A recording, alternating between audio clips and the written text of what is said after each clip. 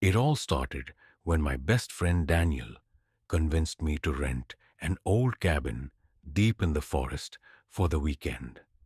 We both needed a break from the city, and the idea of spending a couple of days surrounded by nature, away from work and responsibilities, sounded perfect. The listing described the place as a rustic retreat, isolated and peaceful, perfect for unwinding. It was cheap too, almost suspiciously cheap, but we didn't think much of it at the time. The drive there was uneventful, just miles of dense trees on both sides of the narrow, winding road. The deeper we went, the less signal we had on our phones, but that was expected. After about 4 hours, we finally arrived. The cabin stood alone in a small clearing, its wooden walls darkened with age, the windows clouded with dust. There was something about it, something that made me uneasy the moment I stepped out of the car.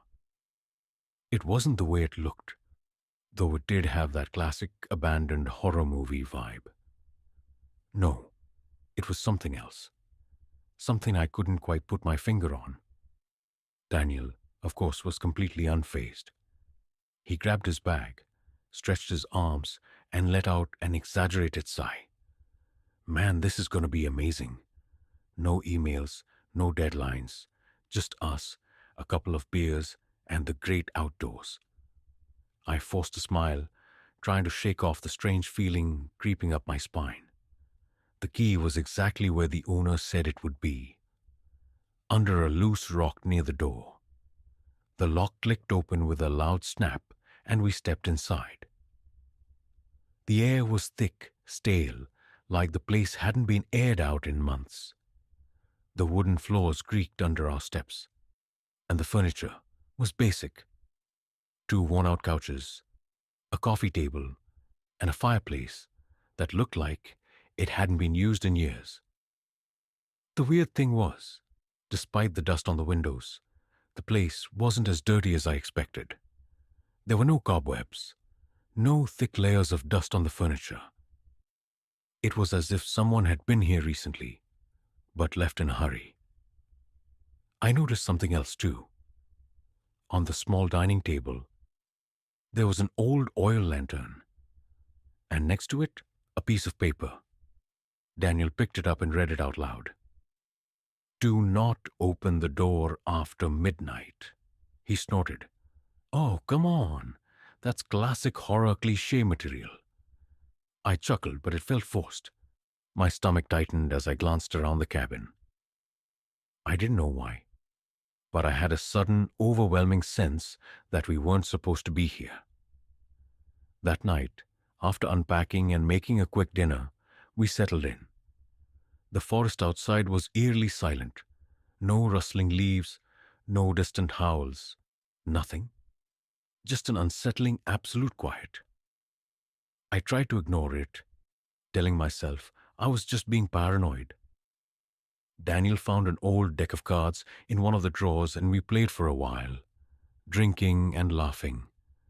But as the night went on, I couldn't shake the feeling that something was off.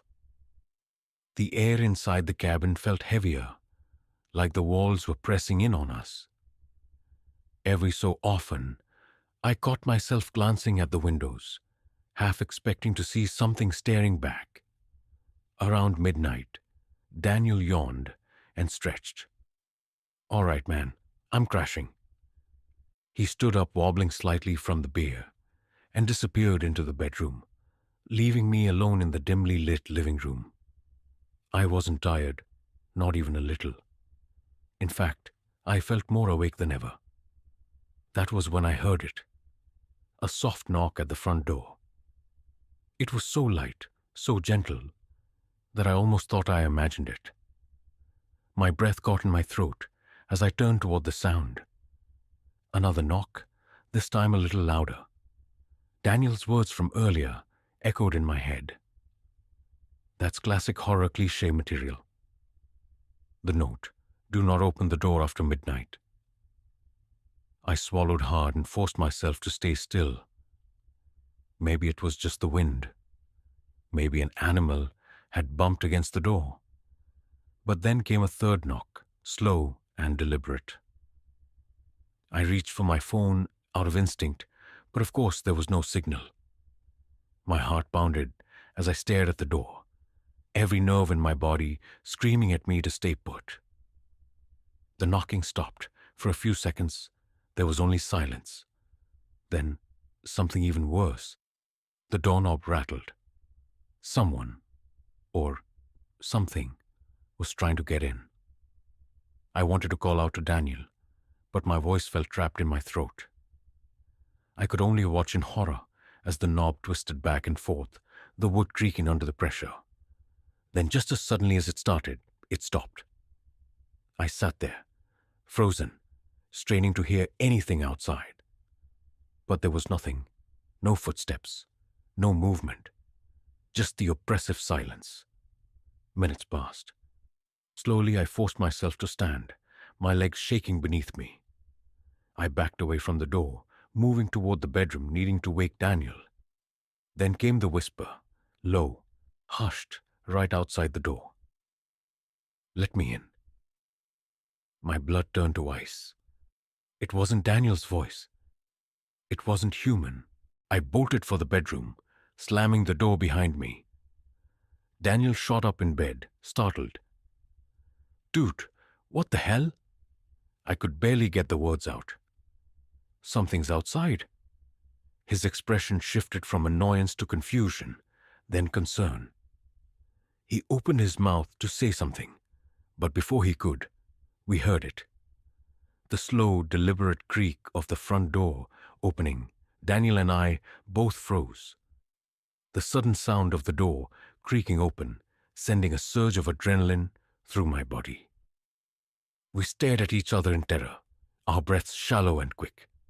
It was impossible. The door was locked. I had seen it with my own eyes. There was no way it should have opened on its own. For a moment, everything was silent again. Then, we heard something. Soft footsteps, slow and measured, creeping through the cabin. The weight of every step made the hairs on the back of my neck stand up. It wasn't just the floorboards creaking. It was something else. Something that shouldn't have been walking through this cabin. Something that didn't belong. Daniel looked at me, his face pale. "We need to leave, now." But even as the words left his mouth, the door to the bedroom, our only escape, shuddered as if something was pressing against it from the other side. I could see the wood bulging slightly, the handle rattling in an unnervingly rhythmic way. Panic surged through me. We're trapped. I could barely breathe as the footsteps grew closer, each step seemingly echoing in the hollow silence. And then, suddenly, it stopped. The air went dead still. I could hear nothing but my own heartbeat, the thumping loud in my ears.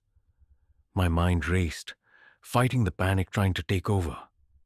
Then a voice that I will never forget as long as I live, whispered from the darkness. "I'm inside." It wasn't a whisper. It was more like a hiss, a low guttural sound that seemed to come from everywhere at once. It was close, too close, and my blood ran cold. My eyes darted around the room, scanning for anything, any way out. There was no window we could climb out of, no back door, just the thin walls and the oppressive darkness closing in on us. Daniel, trembling beside me, whispered urgently, "What do we do?" I didn't have an answer. I couldn't think. The only thing that kept playing in my mind was that note. "Do not open the door after midnight." But it was too late for that now. Whatever was out there had already crossed the threshold, and it wasn't going to leave without a reason. Suddenly, the door to the bedroom opened just a crack. I could see the shadow of a figure in the hallway, standing still, waiting. The figure didn't move for a long moment. just stood there, like it was watching us, studying us. The air felt thick with a presence that wasn't human, something ancient and malevolent. The silence broke when a chair in the living room scraped across the floor. It was as if something was rearranging the furniture, preparing for something, or maybe just waiting for us to make the first move. "Stay quiet," I whispered, gripping Daniel's arm. I didn't know how long we stayed there, hiding in the dark, listening to the sounds of whatever was in the cabin with us. Time didn't make sense anymore. Every minute felt like an eternity, and yet the hours seemed to blur together. Then I heard something that made my stomach drop. The softest sound of a child's laughter. It came from the living room, high-pitched and eerie. The kind of laugh that belonged to something that should not be laughing. A laugh full of malice. I turned to Daniel, but he wasn't looking at me anymore. His eyes were wide, fixed on the bedroom door. And then I saw it. A hand, pale and skeletal, reached through the crack in the door. It wasn't like a normal hand. Its fingers were too long, too thin, like they had been twisted out of shape. I wanted to scream, but the terror that gripped me wouldn't allow it. My throat felt tight, my limbs frozen in place. Then the door swung open violently. What stepped into the room was not human. It was tall, impossibly tall, its body hunched at an unnatural angle, draped in tattered black cloth that seemed to flutter and shift even though there was no wind. Its face, if you could even call it that, was pale and smooth, with no eyes, no nose, just a gaping mouth full of jagged, crooked teeth. The laughter from before grew louder, echoing from its wide, cavernous mouth. I couldn't move. The thing stepped forward, its long arms reaching toward us with a slow, deliberate grace. Daniel bolted to the corner of the room, his back against the wall, but the creature didn't seem to care. It focused solely on me. It didn't speak. It didn't need to. There was an overwhelming sense of dread, of inevitability, that clung to the air, suffocating me. And then, as if it had grown tired of playing, it lunged. Everything after that happened in a blur of screams and chaos. I remember running, blindly, down the hallway and out the door, into the pitch-black night. The cold air hit my face, like a slap. But I didn't stop. I couldn't stop. Behind me, I could hear the creature, its footsteps, slow and unhurried, as it followed. It didn't need to run. I don't know how long I ran through the forest, crashing through the underbrush, my heart hammering in my chest. I didn't dare look back. Not until I reached the main road, gasping for breath, exhausted and trembling in terror. I don't remember how I made it to the nearest town, but somehow I did. I never saw Daniel again. He was gone when I went back to the cabin the next morning. The door was still open, and everything was exactly as it had been when we first arrived. Like nothing had ever happened. But I know the truth. Whatever was in that cabin had claimed him. I left the forest, but the memory never left me. The creature, the thing we encountered, still lingers in the corners of my mind. I don't know what it was, but I know one thing for certain. It's still out there.